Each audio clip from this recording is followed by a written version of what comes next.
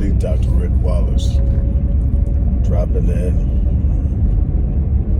on everyone. Hope everybody's having a great day. I'm actually finally leaving the office. I'm going to finish working in the office at the house, but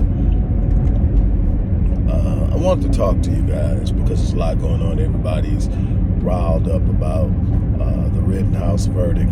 I sort of weighed in on it and gave my perspective. And like I said, one of the reasons why I haven't been vocal on it throughout the trial is because there's no direct bearing. Now, I have been doing this long enough to know that there's an indirect bearing because of how we've been handled in the judicial system, because how we've been handled by the judicial system, by police officers, by judges, by prosecutors. We are keenly alert and aware to how the opposing side is handled. And we are constantly reminded in that situations like this, that no matter what they say, the scales of justice are not balanced. No matter what they say, the system is not unbiased.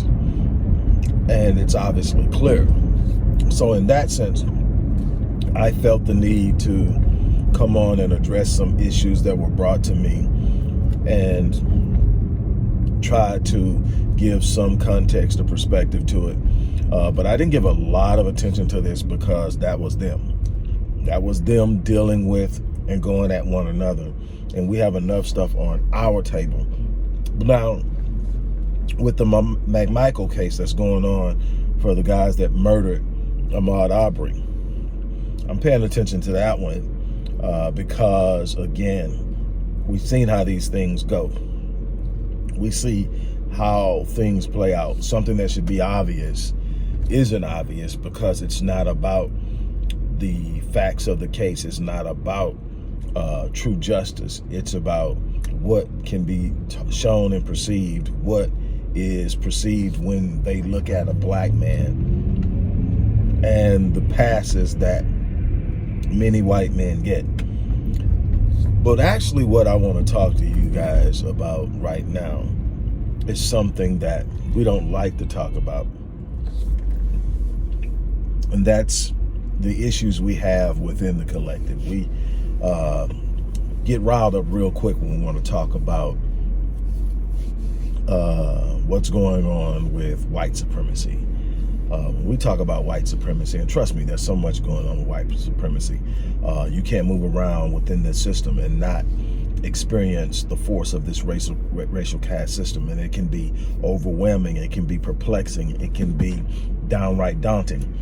But in all of that and in its existence does not in any way exempt us from the responsibility that we have as individuals and as a collective to deal with the issues within. It's not something that we like to do. We don't want to undress and bear out and talk about issues that are plaguing our community. I brought up and talked about that video that came out with Zach Stacy and what he did to his girlfriend. Now, first and foremost, again, I didn't get all up and perplexed about it. I have an issue with a man putting his hands on a woman regardless. But obviously, that wasn't a sister. Again, that was trifling as hell. No way around it. I made it very clear that it was trifling. I made it very clear that it was unacceptable. I made it very clear that we don't do that, because you're representing a black man no matter who you're representing a black man with. And see, that's the thing that you have to look at. And that's how we're being viewed. That's how we're being seen. That's how we're going to be judged. And it's a poor representation of who we really are. But I made it very clear. But what I did do, and immediately received the wrath of some sisters, was I pointed out that violence can come from both sides in a relationship, and I was immediately chastised in the comment field as blaming women. No, I didn't blame women. Definitely didn't defend him. There's nothing to defend about what he did. It's absolutely wrong, 100% wrong, nothing to even talk about. That was the easy part. The part I'm talking about is what are we going to do as a collective? Because that's a problem. That's a problem. Intimate partner violence is a problem. What I did, one small segment of what I said was, if we're going to have an honest kind of conversation, we're going to have to talk about the fact that it happens on both sides. Because if we're going to expect one side to listen to the complaint of the other, we can't ignore the complaint of the side we're expecting to place a call to.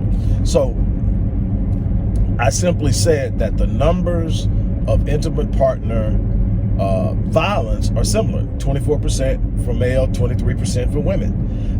If you want to add in stalking, then it's 45.1% for men who are stalkers, 40.1% for women who will stalk their partners or their ex-partners. So it's out there. Now, I also stated in the same context while talking about it that when it comes to intimate partner homicide, which we weren't talking about yesterday, he didn't kill this girl. He beat the living crap out of her, from what I could tell. Again, I don't watch those type of violent videos. I'm in the process of cleansing my spirit. I got enough history that I need to get rid of. I don't need to be watching violence. But anyway, so while we weren't talking about intimate partner homicide, I acknowledged and said it because I knew it was coming, that there's a great distinction and disparity as it pertains to intimate partner homicide when it comes to males versus females. One of the leading causes of death from black women between the ages of 15 and 44 is intimate partner homicide.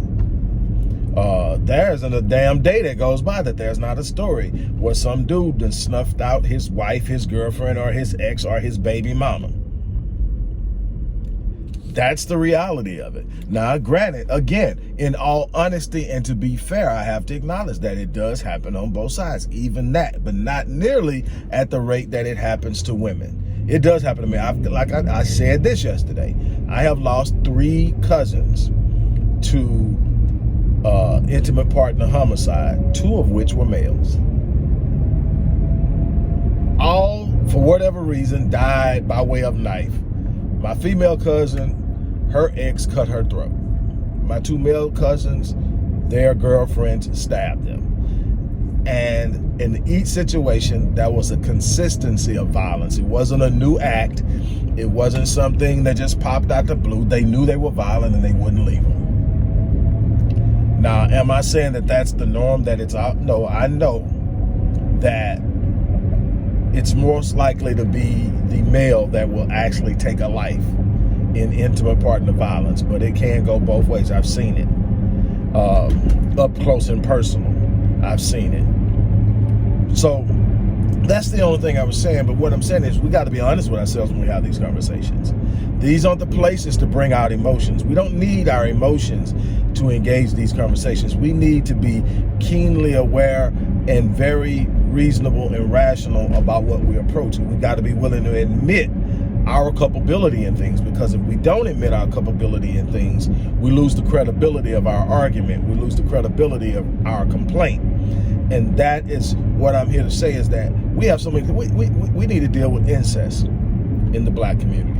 We need to deal with childhood sexual abuse in the community. We need to deal with absentee fatherhood in the community. These are things that I haven't just started talking about in the last year. I've been talking about them for 30 years.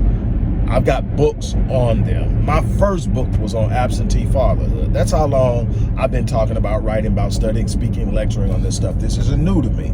I've studied it. I wanted to be a solution. I didn't want kids to go through what I went through. Never met my father. I mean, never met the man. Had a long conversation with one of my sisters last night, because we've decided to start digging up the family history. We've decided to literally start doing research and investigating and finding all the little hidden secrets. And oh my God, We just got started a couple of months ago, and oh my God, that's all I can tell you. I'm not going to put anything out there because this isn't about putting people on blast. This is about learning and understanding yourself. It's about identifying demons you didn't even know where they came from. It's about knowing why some things are the way they are so that you can start working on them. But what I can tell you is I've done everything I can to try to stem the tide of absentee fatherhood so that there aren't as many kids that go through what I went through, and yet there's so many. And I don't want in any way to marginalize or minimalize the impact of the fathers who are present, the impact of the fathers who are out there doing things, the impact of the fathers who are going hardcore in the paint. And for those fathers that are doing the best they can, but they're being blocked out, like this one woman who blocked out her husband and was so damn toxic that she drove 2 of her 4 kids to suicide. We got to talk about it all. We love, oh man, when I'm talking about one group, the other group is on fire. When I'm talking about the other group, the other group's on fire. But when I'm talking about you, all of a sudden I'm the bad guy. No, I told you from the beginning, I'm not playing favorites. I have a thing as a man to want to protect women, so I go hard in the paint when it comes to protecting women. But I'm not giving y'all a pass. I'm not gonna sit up and pretend like I don't see what I see. I'm not gonna pretend like I ain't go through what I've went through. What I'm gonna do is I'm gonna call a spade a spade. Sometimes the spade that I'm pointing out is a spade you won't point it out. Sometimes that spade is going to be you. And it is what it is. I have people in my corner that call me out. They're there to hold me accountable. They're there to let me know that I can make mistakes, that I'm not always right, that I got to step up, that I got to live up to what I said I'm going to live up to, that I can't be half-stepping. And when I'm not on my game, I'm going to hear about it. And they're not going to sugarcoat it. They're not going to sit up and coddle me. I don't want to be coddled. I want to be held accountable. One of the problems we have, we coddle too damn much. The truth of the matter is, we are failing miserably. And as I have said so many times in pointing out that African proverb that's at the top of my quote list, says that if there's no enemy on the inside, the enemy on the outside can do us no harm. Do you realize our vulnerability to white supremacy is because we have so many illnesses that we have not dealt with on the inside? We have so many cracks and crevices that are open and exposing us because we haven't dealt with our issues. We haven't dealt with our demons. We don't want to talk about it. We don't want to deal about it. We want to point the finger out. We are in a full-fledged, whether you want to admit it or not, we're in a full-fledged gender war within our community. And it wasn't even started by us. Oh, it was subtle how it was done, but it was set off, and we've been going at each other for so long that it's the natural thing to do.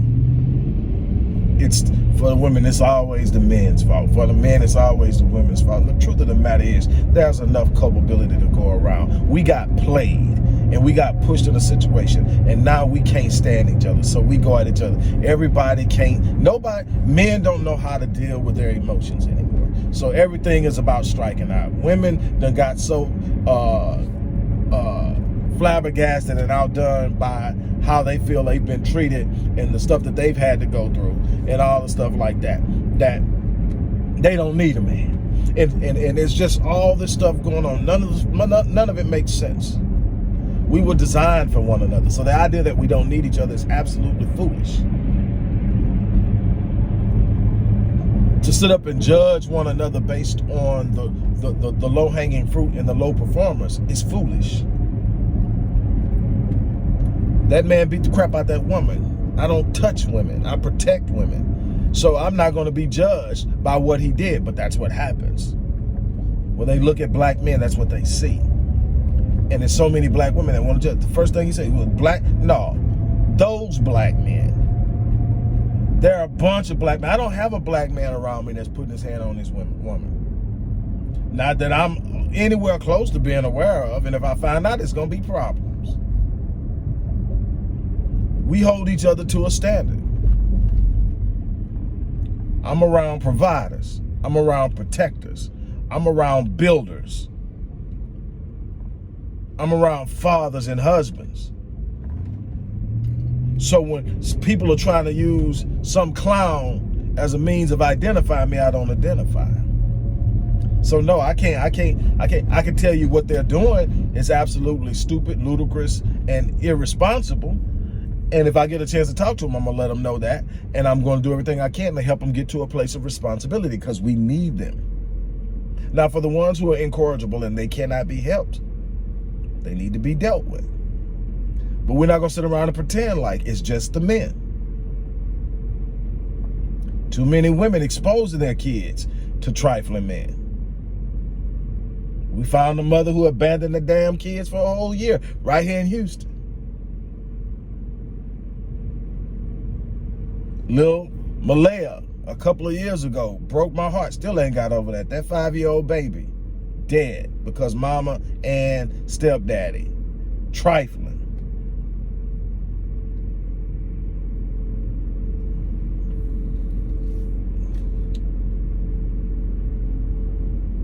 Yeah, Rittenhouse got away with some stuff. The McMichaels and whoever the other guy is that was in the truck actually filming what they were doing, that really worked out to help us see and know the truth of what happened, because they were trying to make it be something it wasn't. But that trial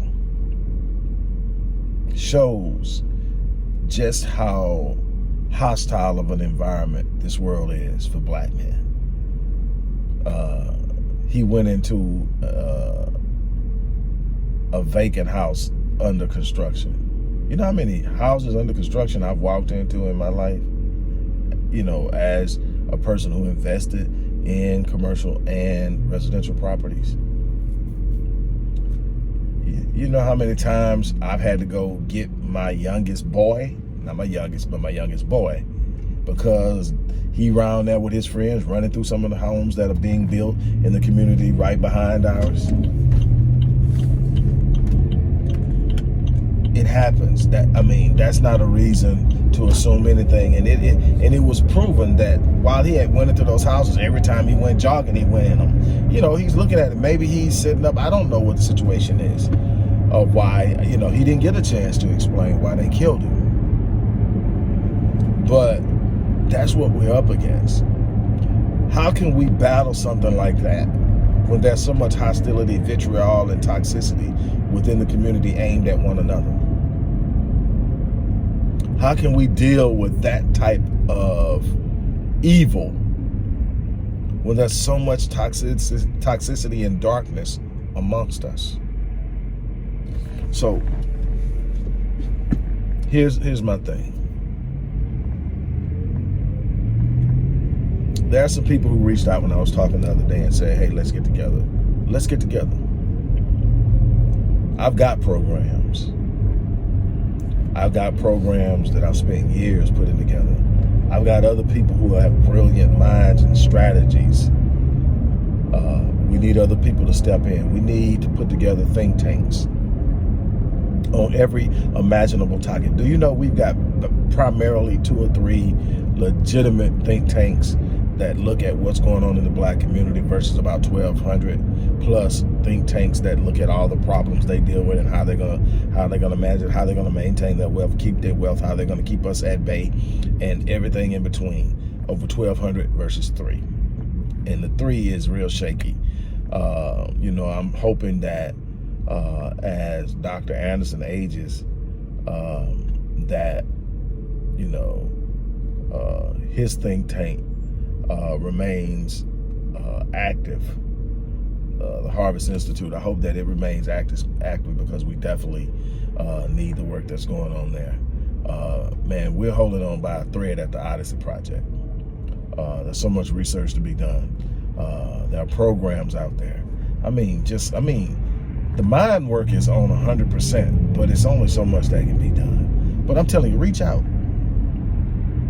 Reach out to me. Let's connect. Let's make some things happen. For those of you who don't have the time, or those of you who are simply not built to be out there on that grind, it's understood. Everybody is not built for the same thing. But if you can fund. We need people who are willing to put their money where their mouth and their heart is. You know, if you got a love for our people need to have programs to help them. There are women out there suffering from domestic violence. There are men out there suffering from domestic violence. There are men out there suffering from mental health issues. There are men out there suffering from a lack of financial fluidity and a feeling of inadequacy because they can't provide and support their families. There are women out there still dealing with childhood sexual abuse in their 40s, 50s. I got clients in their 60s, 2 clients in their 60s that are now working with me to deal with childhood trauma, primarily incest. I'm not going to talk about how many in the 50s and 40s. What about the people who can't afford to work with me? What about all of the people out there that I know just by the research I do and understanding what's going on that needs help in all these areas? What about the need to actually create networks that support and fund business growth and business development? How about programs that actually create environments that teach and train kids skills that don't require college and huge debt to get, high-paying gigs? All of these things are things we need to be thinking about. How are we going to educate our kids? How are we going to build business? How are we going to protect our communities from gentrification? How are we going to deal with funding and financing our visions and our dreams? How are we going to deal with political impotence? How are we going to deal with academic impotence? All these different things have to have minds behind them. They have to have research. They have to have an ability. We've got to be active in doing it. We've got to be aware of the fact that we're about to waste another generation because we're unprepared.